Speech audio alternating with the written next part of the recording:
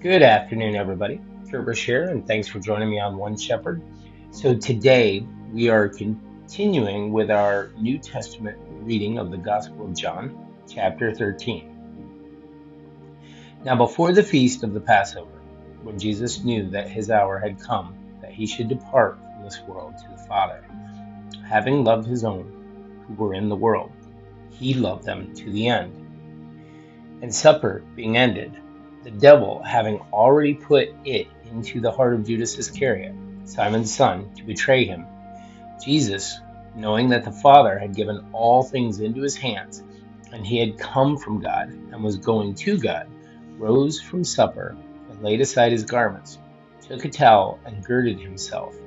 After that, he poured water into a basin and began to wash the disciples' feet and to wipe them with the towel with which he was girded. Then he came to Simon Peter. And Peter said to him, Lord, are you washing my feet?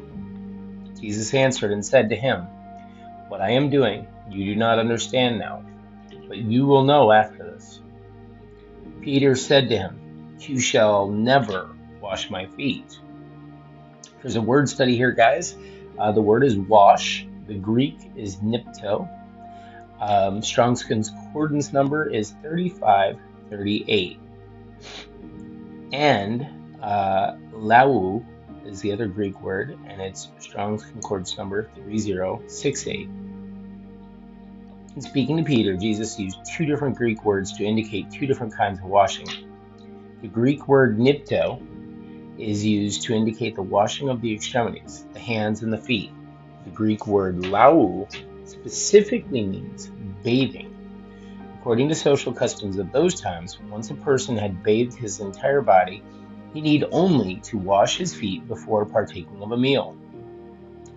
In his response to Peter, Jesus used both words in order to advance a precious truth. Just as those who have bathed need only to wash their feet, so believers who have been bathed by the Lord through his word and the Spirit need only wash themselves daily from the filth and the defilement they accumulate by their contact with the world. Jesus answered him, If I do not wash you, you have no part with me. Simon Peter said to him, Lord, not my feet only, but also my hands and my head. Jesus said to him, He who is bathed needs only to wash his feet, but is completely clean. And you are clean, but not all of you. For he knew who would betray him. Therefore he said, You are not all clean. So when he had washed their feet, taken his garments, and sat down again, he said to them, Do you know what I have done to you? You call me teacher and Lord, and you say, Well, for so I am. If I then, your Lord and teacher, have washed your feet, you also ought to wash one another's feet. Guys, I have to back up here for a second. Up above here, in starting at verse 10, Jesus says, He who is bathed need only wash his feet, and you are completely clean, but not all of you. There are many people who question whether Judas is in heaven, based on Jesus' love and forgiveness. Although it is possible, and I am no expert, I think here is a pretty clear indication from Jesus that Judas is not in heaven, and in fact is not forgiven. And I mean, of course, his final act was one of committing suicide. So although he regretted it, I think he regretted it for selfish reasons rather than for a true love and understanding of who Christ was. So here, Jesus says, You are not all clean. And it does reference in verse 11, For he knew who would betray him. Therefore he said, You are not all clean. I think that's an implication by Jesus that Judas is not in heaven.